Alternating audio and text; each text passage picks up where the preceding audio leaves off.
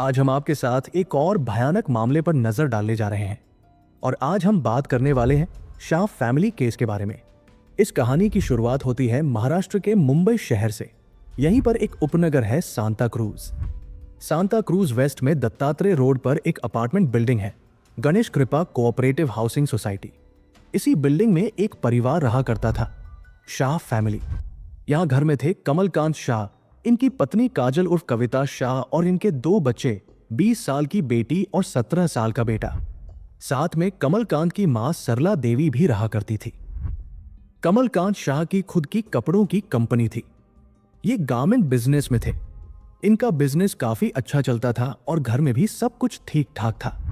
वैसे कमलकांत की 3 बहनें भी थी, जिनमें से एक की शादी हो चुकी थी, लेकिन बाकी के बारे में कोई जानकारी नहीं है।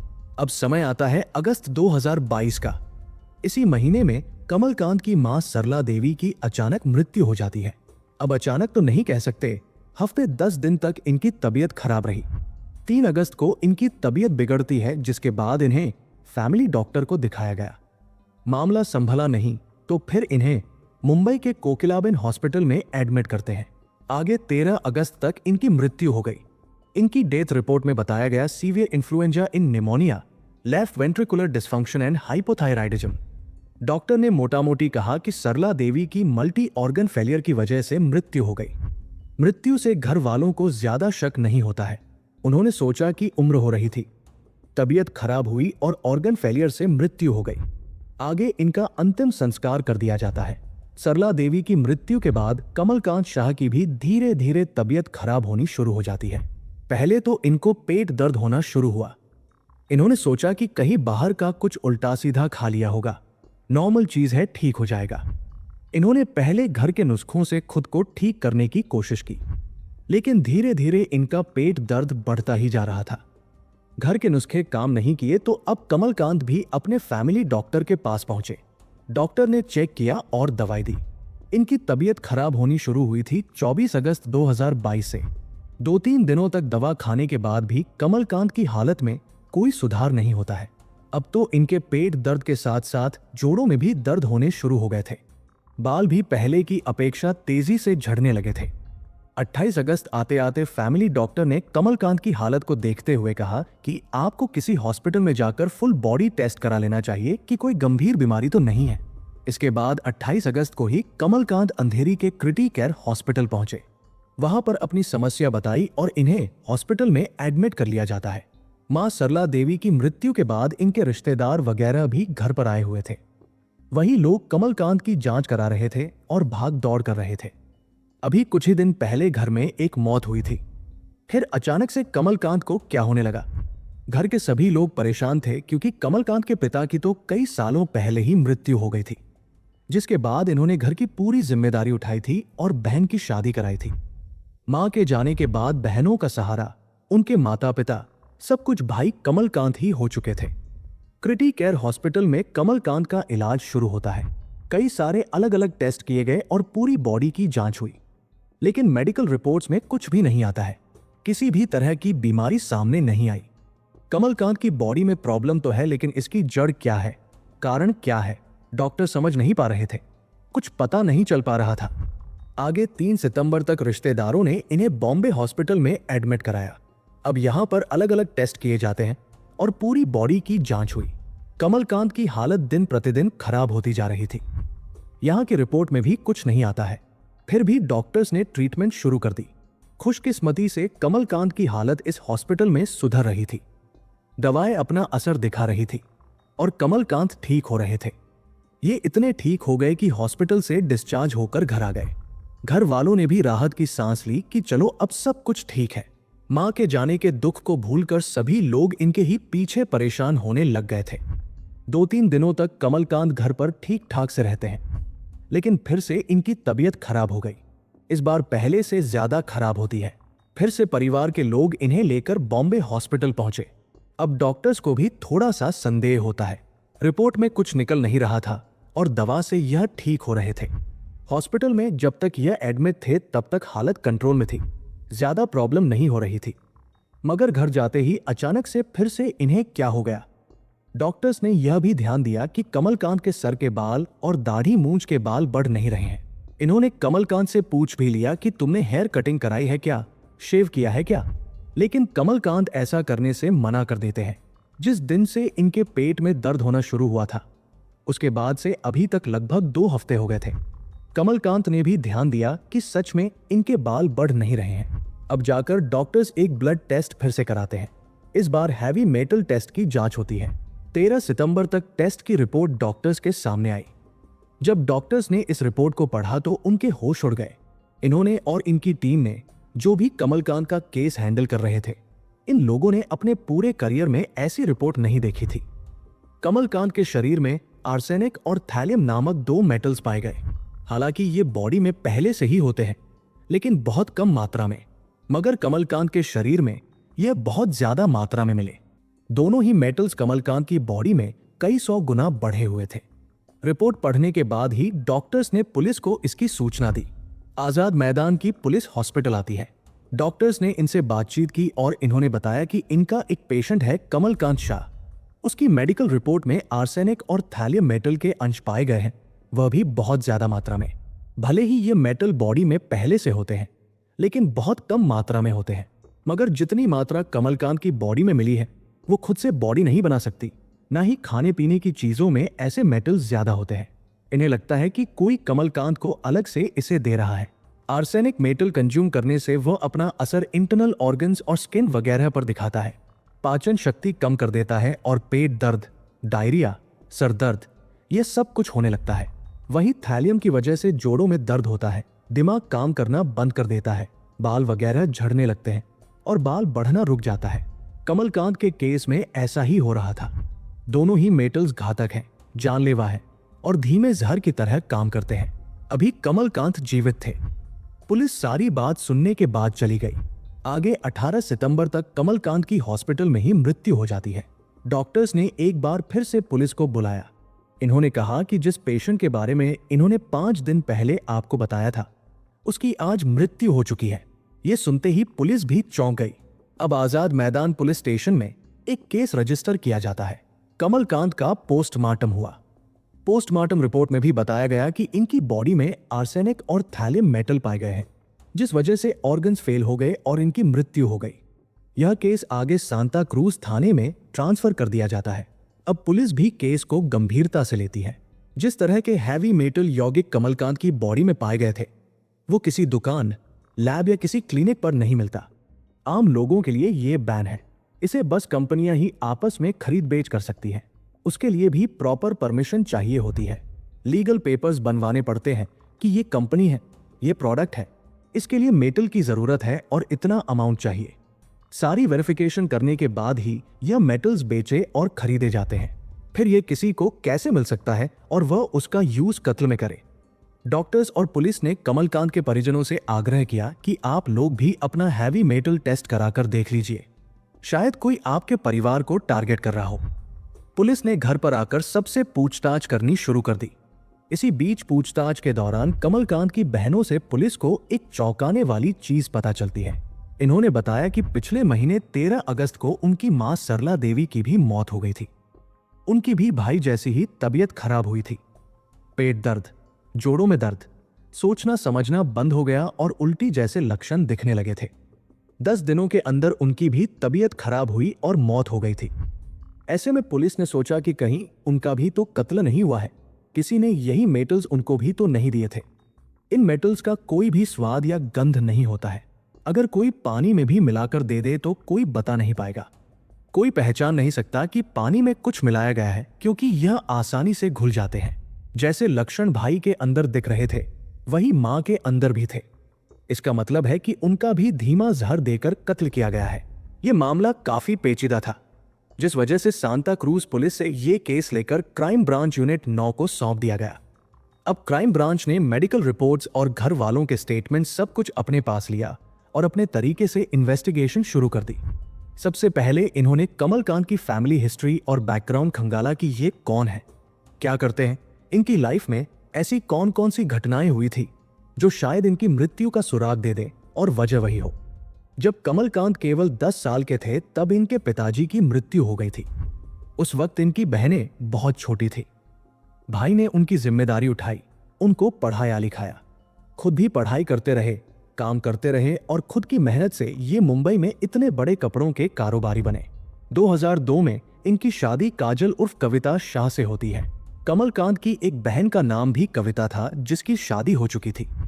काजल के पिता गुजरात के सूरत के एक जाने माने इंडस्ट्रियलिस्ट थे, मतलब दोनों ही परिवार करोड़पति घराने से थे। आगे इनके 2 बच्चे भी हुए। वारदात वाले दिन के हिसाब से इनकी बेटी 20 साल की थी और बेटा 17 साल का था। बेटे का किसी न्यूज रिपोर्ट में जिक्र नहीं है। हो सकता है कि वो किसी बोर्डिंग स्कूल में पढ़ाई कर रहा हो, इसलिए घर पर नहीं था, लेकिन बेटी घर पर ही रहती थी। पुलिस ने कमलकांत की कंपनी में उनके स्टाफ से बात की, दोस्तों से बात की और जो करीबी रिश्तेदार थे उनसे पूछताछ की। बहनों ने बताया कि उनके भाई करीब 2 साल से अपनी पत्नी को लेकर दुखी थे। 2 सालों से इनके और इनकी पत्नी के रिश्ते ठीक नहीं चल रहे थे। वह बात बात पर भाई पर गुस्सा करती थी और उसकी अपनी सास सरला देवी से भी नहीं बनती थी। मई 2021 में काजल गुस्सा होकर घर छोड़कर अपनी बेटी को लेकर मायके चली गई थी। करीब 4-5 महीने तक वह मायके में ही रहती है। उसके बाद यह अक्टूबर 2021 में वापस मुंबई आ गई, मगर यह घर पर ना जाकर विले पार्ले नामक इलाके में किराए का कमरा लेकर वहीं बेटी के साथ रहने लगती है।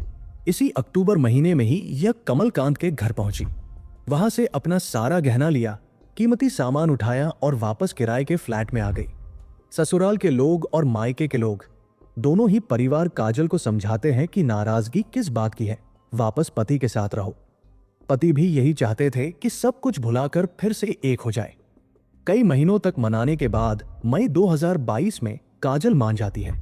इसने कहा कि ठीक है, बच्चे भी छोटे हैं और उनकी परवरिश में माता पिता दोनों की जरूरत होती है। ये अपने बच्चों की परवरिश खराब नहीं करना चाहती, इसके लिए ये घर वापस आएगी, मगर इसकी कुछ शर्तें भी हैं, जैसे कि ये कमलकांत से दूरी बनाकर रखेगी। इसका पति इसके पास नहीं आना चाहिए। इसका जो मन करेगा वही करेगी, जहां जाना चाहेगी वहां जाएगी, घूमेगी फिरेगी, दोस्तों के साथ जाएगी और जिससे चाहे उससे बात करेगी, लेकिन कोई भी फैमिली मेंबर रोक टोक नहीं करेगा, किसी तरह का सवाल नहीं करेगा। और इसको हर महीने अपने पति से लाख रुपए भी चाहिए। इसकी सारी शर्तें मान ली जाती हैं। अब यह जून 2022 में घर वापस आ गई। अब यह आजादी से घर में रह रही थी। ये बस खुद के लिए और अपनी बेटी के लिए खाना पकाती थी, बाकी घर वालों से कोई मतलब नहीं था। इसी बीच यह अपनी सास सरला देवी से झगड़ा भी कर लेती है, लेकिन कुछ दिनों के बाद फिर से अचानक इसका बिहेवियर बदल गया। यह पति से प्यार से पेश आने लगी, सास से इज्जत से बात करने लगी, खुद सबके लिए खाना बनाने लगी और खुद ही परोसती थी। घर में एक मेड की ड्यूटी थी कि मां सरला देवी को एक गिलास गर्म दूध और पानी पहुंचाना। काजल ने यह काम भी अपने पास ले लिया। कमलकांत की बहनों के अनुसार काजल के हाथों में सारी चीजें आने के बाद ही मां और भाई की तबीयत खराब होनी शुरू हो गई थी। 3 अगस्त को मां हॉस्पिटल में एडमिट होती है और 13 अगस्त को इनकी मृत्यु हो गई। फिर 24 अगस्त से भाई कमलकांत की भी तबीयत खराब हुई और 18 सितंबर को इनकी भी मृत्यु हो गई, मगर इनकी मौत में कत्ल का प्रमाण मिला कि इनको जहर दिया जा रहा है। इसीलिए बहनों का शक भाभी काजल पर होता है। ये सारी बातें सुनने के बाद पुलिस ने काजल शाह की पूरी लाइफ हिस्ट्री निकालनी शुरू कर दी कि इसके दोस्त कौन कौन से हैं, किससे फोन पर बात करती है और किससे मिलने जाती है। इसका कॉल डिटेल रिकॉर्ड भी निकाला गया। पुलिस और डॉक्टर्स ने जब घर वालों को ब्लड टेस्ट कराने को कहा था तो काजल ने ऐसा करने से मना कर दिया था। फिर जोर देने पर यह 10 दिनों के बाद टेस्ट कराती है। काजल के हैवी मेटल टेस्ट में वो धीमा जहर पाया जाता है, लेकिन बहुत कम मात्रा में। पुलिस को काजल के सीडीआर में एक नंबर बार बार मिल रहा था जिस पर इसकी काफी बातचीत हो रही थी, और यह नंबर कमलकांत के फोन में भी मिलता है। यह नंबर सेव था हितेश जैन के नाम से। घर वालों से पूछने पर पता चला कि हितेश जैन कमलकांत का बचपन का दोस्त है। दोनों साथ में स्कूल गए, कॉलेज गए और साथ में खेलते कूदते बड़े हुए थे। हितेश भी गारमेंट बिजनेस में था और बहनें उसको भी भाई मानती थी। इसका घर पर भी अक्सर आना जाना होता था। हितेश का कमलकांत के फोन में नंबर मिलना नॉर्मल था, काजल के फोन में मिलना भी नॉर्मल था, लेकिन काजल की हितेश से कुछ ज्यादा ही फोन पर बातचीत हो रही थी और व्हाट्सएप पर चैटिंग हो रही थी। आखिर इनमें ऐसा रिश्ता क्या है? अब पुलिस के सामने 2 संदिग्ध थे। 1 दिसंबर 2022 को काजल को हिरासत में लिया गया। हितेश पुलिस को मिल नहीं रहा था, वो फरार हो गया था। अब पुलिस उसको अपनी पूरी ताकत लगाकर ढूंढना शुरू कर देती है। इधर काजल से भी सख्ती से पूछताछ की गई। इसने बताया कि वो हितेश से प्यार करती है। जब पति से शुरुआती दिनों में झगड़े होते थे, चूंकि हितेश पति का दोस्त था और उनके अच्छे रिश्ते थे, वो घर पर भी आता था। वो काजल से हंसकर बातचीत किया करता था और मजाक करता था, जिस वजह से काजल की भी हितेश से अच्छी दोस्ती हो गई थी। जब भी इसका अपने पति से झगड़ा होता तो यह इनकी शिकायत उनके दोस्त हितेश से करती थी।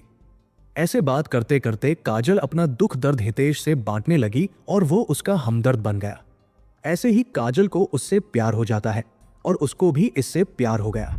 अब ये दोनों अक्सर एक दूसरे से फोन पर बातचीत किया करते थे और अकेले में मिलते भी थे।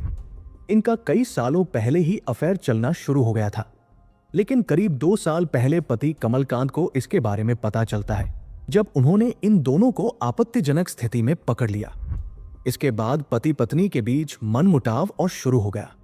यह चाहती तो कमलकांत को डिवोर्स दे सकती थी और वह भी राजी हो जाते, मगर ऐसा करने से पत्नी के पास कूटी कौड़ी नहीं आएगी, क्योंकि शादी तो इसी की वजह से टूट रही थी। जो लाख रुपए पति हर महीने दे रहा था, वह भी बंद हो जाएगा। ऊपर से पति के पास करोड़ों की प्रॉपर्टी है और लाखों के इंश्योरेंस करा रखे हैं। उसकी कंपनी में भी सासू मां सरला देवी, खुद पति कमलकांत शाह और पत्नी काजल का नाम था। अगर कमलकांत रास्ते से हट भी गया तो रास्ते में उसकी मां आ जाएगी और सारी चीजें उसकी हो जाएंगी। इसलिए मां के बारे में भी सोचना पड़ेगा और उनको भी रास्ते से हटाना पड़ेगा। मगर यह कत्ल नहीं, बल्कि एक हादसे या किसी बीमारी से हुई मौत लगनी चाहिए। हितेश भी काजल की साजिश में शामिल हो गया। अब इन्हें कत्ल करने का तरीका ढूंढना था। इसके लिए हितेश इंटरनेट का उपयोग करता था। इनकी प्लानिंग तब शुरू हुई थी जब काजल पति का घर छोड़कर मायके चली गई थी। वहां पर तो ये खुलकर दिन भर हितेश से बात कर सकती थी और चैटिंग कर सकती थी। जिसके बाद प्लानिंग शुरू हुई। हितेश ने एक तरीका निकाला जो था धीमा जहर यानी आर्सेनिक और थैलियम। मगर यह खरीदेंगे कैसे, क्योंकि आसानी से यह मिलता भी नहीं है। अब हितेश ने एक तरीका निकाला जिससे वह इसे आसानी से खरीद सकता है। उसने एक फेक कंपनी बनाई और उसमें फेक डिमांड तैयार की कि हमें इस मेटल कंपाउंड की जरूरत है और एक प्रोडक्ट बनाना है। इसने बस सैंपल के रूप में कुछ एक्सपेरिमेंट के लिए इसे मंगवाया था। इसने भाईखला के एक डीलर से आर्सेनिक खरीदा और पंजाब से थैलियम मंगवाया। ऑनलाइन ऑर्डर करने पर यह एक कुरियर से हितेश के पास पहुंचता है। जानबूझकर काजल मायके से मुंबई आई और किराए के फ्लैट में रहने लगी। अगर यह करीब में रहेगी तो परिवार वाले साथ रहने का दबाव जरूर देंगे। वैसे उसी दौरान काजल और हितेश होटल वगैरह में भी मिलने जाते थे। इसी दौरान हितेश ने वह आर्सेनिक और थैलियम काजल को दे दिए थे। प्लान के अनुसार काजल वापस पति के घर पर रहने के लिए आई थी ताकि उनका कत्ल करके सारी संपत्ति अपने नाम कर ले और हितेश से शादी करके रहने लगे। इसने सरला देवी और कमलकांत को जहर देना शुरू कर दिया। ये दोनों का ही कत्ल करना चाहती थी, मगर यदि ये सीधे खाने में मिला देगी तो इसके बच्चे भी खा सकते हैं या कोई भी खा सकता है। इसलिए इसने खुद ही पति और सास को भोजन परोसना शुरू कर दिया था। जब भी खाना खाने का टाइम होता तो जो हाउसमेड खाना थाली में निकाल कर रखती, उसको काजल किसी और काम में लगाकर खुद ही खाना लेकर जाती थी और धीरे से उसमें जहर मिला देती थी। चूंकि सासू माँ बूढ़ी हो गई थी, बीमार रहती थी और कमजोर भी थी, इसलिए उन पर आर्सेनिक और थैलियम जल्दी असर करता है, जिस वजह से पहले उनकी मृत्यु हुई और उसके बाद पति की। काजल ने 10 दिनों के बाद अपना ब्लड टेस्ट कराया था। उसके पीछे एक वजह थी, क्योंकि घर में कई सारे रिश्तेदार इकट्ठा हो चुके थे। काजल के लिए यह जरूरी था कि यह भी कुछ कंज्यूम कर ले ताकि किसी को इस पर शक ना जाए, लेकिन इसको मौका मिल नहीं रहा था। इसीलिए ये पहले मना कर रही थी और फिर कंज्यूम करने के बाद ये टेस्ट कराती है। कमलकांत की बहन के अनुसार भाई ने अपनी पत्नी को हमेशा सपोर्ट किया, अपनी कंपनी में इसको जगह दी और हर चीज में जगह दी। काजल को पेंटिंग का शौक था तो भाई ने सोचा कि क्यों ना काजल अपनी पेंटिंग को शोकेस करे। इसके लिए भाई ने कई जगहों पर बात की और काजल के लिए विजिटिंग कार्ड्स छपवाए। जब इन्होंने काजल को सरप्राइज दिया तो उसने सारे कार्ड्स भाई के मुंह पर फेंक दिए थे। मां और भाई के जाने के बाद कंपनी पर पूरा अधिकार इसका ही हो जाता। प्रॉपर्टी, इंश्योरेंस, हर जगह पर इसका ही नाम था। पुलिस 1 दिसंबर को हितेश को अरेस्ट कर लेती है। ये नासिक हाईवे पर था। इसने पुलिस को एक झूठी कहानी सुनाई और कहा कि कुछ किडनैपर्स ने इसको किडनैप कर लिया था और मारपीट कर यहां पर फेंक दिया। हितेश ने अपना फोन भी नासिक हाईवे पर फेंक दिया था ताकि वह सबूत मिटा दे। पुलिस इसके मोबाइल फोन और लैपटॉप वगैरह से पुरानी सर्च हिस्ट्री रिट्रीव करती है, जिसमें इसने 105 बार आर्सेनिक और 156 बार थैलियम नाम सर्च किए थे। हितेश और काजल की चैटिंग में यह भी सामने आया कि ये दोनों कमलकांत को हॉस्पिटल में भी धीमा जहर देने की फिराक में थे, मगर ऐसा हो नहीं पाता है। पुलिस ने कुछ होटल के सीसीटीवी फुटेज भी निकाल लिए जिसमें हितेश और काजल मिलने जाते थे। अब पुलिस के पास कत्ल का मकसद भी था और कत्ल का तरीका भी था। आरोपी गिरफ्तार हो गए और इन्होंने जुर्म भी कबूल कर लिया था। 27 फरवरी 2023 तक पुलिस 2000 पेज की चार्जशीट बनाती है और कोर्ट में सबमिट करती है। मुकदमा शुरू हुआ मई 2024 में।